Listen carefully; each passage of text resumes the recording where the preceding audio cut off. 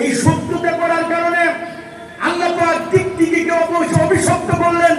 এই টিকটিকি যে এক বাড়িতে মারতে পারবে আল্লাহ তার জন্য 110টা নেকি তার আমলনামায় লিখে দিবে। ওই ইব্রাহিম খলিলুল্লাহকে যখন আগুনের মধ্যে পোড়া দিলেন, টিকটিকির অভিশপ্ত হলো এটা। ব্যাং যায় ফুপারে না, ব্যাং যায় পেশাব করে। আগুনটা নিভানোর জন্য মহব্বতে ব্যাং এত চেষ্টা করলেন, কিন্তু ব্যাঙের পেশাবে কখনো আগুন নেবে নাই।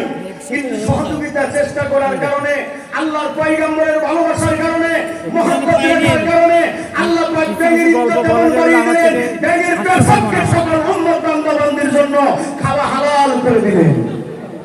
আরেকটু জোরে বলেন সুবহানাল্লাহ। আজকে সেই মহব্বতে আমরা পয়গম্বরের মহব্বতের যদি ব্যাঙের এত মর্যাদা পায়, টিকটিকির অভিষিক্ত হয়, আমরা দয়াল নবীর প্রেমে উপস্থিত হয়েছি। বর্ণনা দিতে গেলে শেষ হবে না। আমার মতো নাপাক মুক্তেরা এটা সমাপ্তি করে বর্ণনা দেওয়ার মতো সময় নয়। তবে একটি কথা মনে রাখবেন, নবীর পায়খানা প্রস্রাবের সমতুল্য হয়ে আমার আপনার জীবন ধন্য। এই কথা বলে শেষ। আসসালামু আলাইকুম। মারহাবা।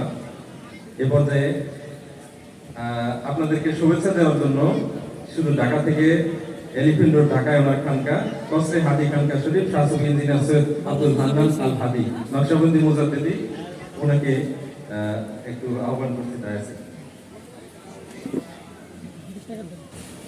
نحمده ونصلي على رسوله الكريم وصحبه أجمعين الحمد لله رب العالمين।